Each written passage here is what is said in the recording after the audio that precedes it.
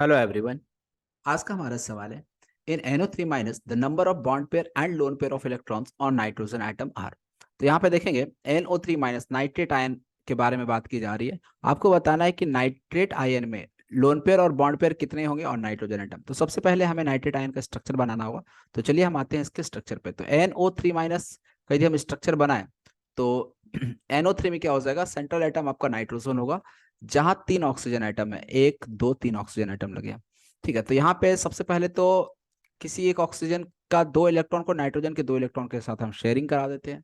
तो नाइट्रोजन का जब 2 इलेक्ट्रॉन शेयरिंग कर लेगा तो ऐसे में नाइट्रोजन के पास 5 इलेक्ट्रॉन होता है वैलेंस शेल में। ऑक्सीजन के पास 6 इलेक्ट्रॉन होते हैं वैलेंस शेल में।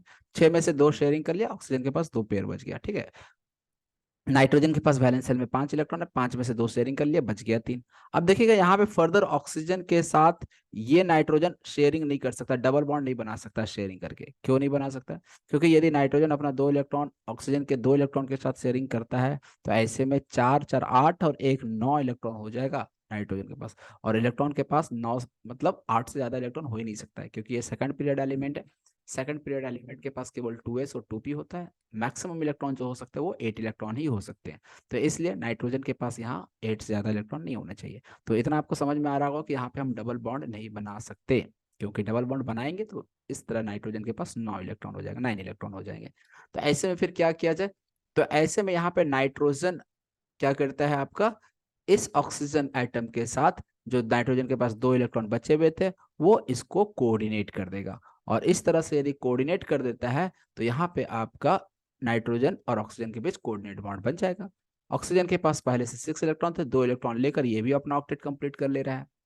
तो चलिए, नाइट्रोजन के पास अभी भी 1 इलेक्ट्रॉन बचा हुआ है, ऑक्सीजन के पास आपका 6 इलेक्ट्रॉन है, एक माइनस चार्ज भी है, इस चीज को ध्यान रखें।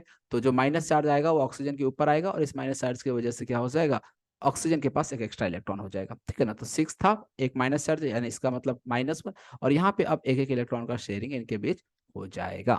तो इस तरह से नाइट्रोजन के 5 इलेक्ट्रॉन जो थे वो सारे के सारे यूज हो चुके हैं, 2 इधर यूज हो गए, 2 इधर यूज हो गए, और एक जो बच गया था वो ऑक्सीजन के साथ एक एक इलेक्ट्रॉन का शेयरिंग हो गया। ऑक्सीजन के पास क्या बचा आपका, नेगेटिव चार्ज बचा है। अब हम यहाँ पे देख सकते हैं कि कितने बॉन्ड पेयर और कितने लोन पेयर इलेक्ट्रॉन्स आएंगे। तो नाइट्रोजन के पास देखो, ये जो डबल बॉन्ड दिख रहा है ये आपका 2 बॉन्ड काउंट होगा, 2 बॉन्ड पेयर इसमें आ गए। ये कोऑर्डिनेट बॉन्ड जो था it is equivalent to single bond, तो इसलिए एक बॉन्ड ये काउंट होगा और एक बॉन्ड ये काउंट होगा। तो ये बॉन्ड पेयर एक, 2 बॉन्ड पेयर और 2 यहाँ से, तो 4 बॉन्ड पेयर आ गया। और लोन पेयर की यदि हम बात करें तो नाइट्रोजन के पास एक भी लोन पेयर नहीं बचा, 0 लोन पेयर बच रहा है। क्यों? 5 में से 2 इधर, 2 चला गया कोऑर्डिनेट में, और एक जो बचा था वो भी इधर चला गया सिंगल बॉन्ड में। तो नाइट्रोजन के पास कोई लोन पेयर नहीं बचा, बॉन्ड पेयर 4 हो रहे हैं। इसलिए इस क्वेश्चन का जो सही ऑप्शन हो जाएगा वो ऑप्शन डी होगा। Hope you understand this question. Thank you for watching video.